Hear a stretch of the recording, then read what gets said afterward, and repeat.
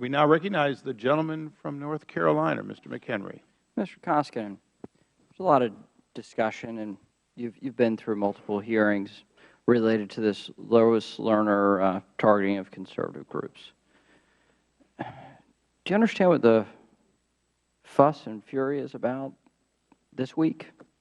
Do you understand the reason why many folks are really upset about this? I understand, having been around Washington a long time. Yeah, I mean, you've had a long career. I mean, But then one of the reasons we've taken it seriously is that if there has been a hard drive crash and emails disappear, that's a matter that should be reviewed. As I say, we provided all the information we have about the emails. And in fact, it appears that Ms. Lerner was working very hard to retrieve the emails, not to lose them. But you had the ability to share with Congress in real time and share with the American people in real time what you were finding. Why didn't you do that?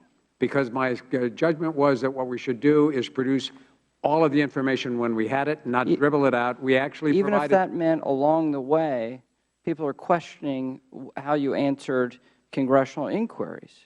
We've answered a congressional inquiry I know you completely have. and totally. No, I understand that. But for me, this is really not about you. It's not about anybody up here on the dais. It's not about a hearing. It's about the American people. Your agency sends fear up the spines of every American when you contact them. And if there's one receipt missing, a small business person searches far and wide for that one last receipt. And yet we have evidence that, and you've testified that, Lois Lerner's hard drive crashed, and that, erased emails from January 2009 to April 2011. Just the time period that Congress was most concerned about with the targeting of conservative and Tea Party groups. So look, I mean, I understand, and you can answer very reasonably, but when you see that type of thing happen, it almost defies anyone's sense of capacity that could happen.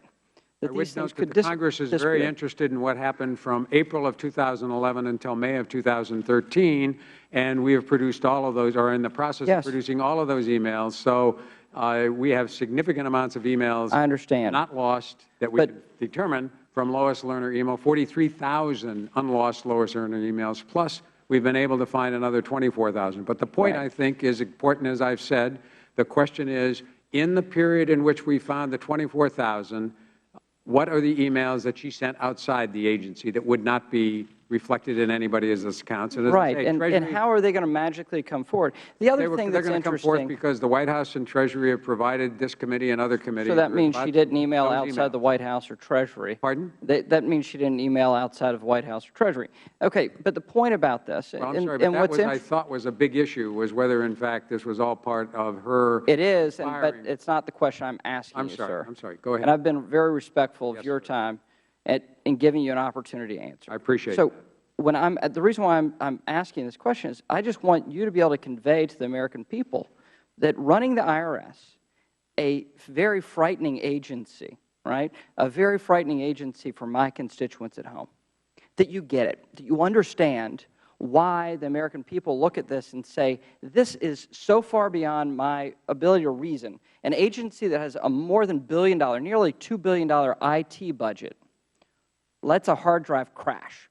It just seems absolutely ridiculous and beyond comprehension that this would happen in such a convenient context, and yet we have Lois Lerner, who's been a major focus of this inquiry, and she's the one who's searching desperately to make sure that we recover her hard drive that may incriminate her. We won't know, though, because this has been recycled.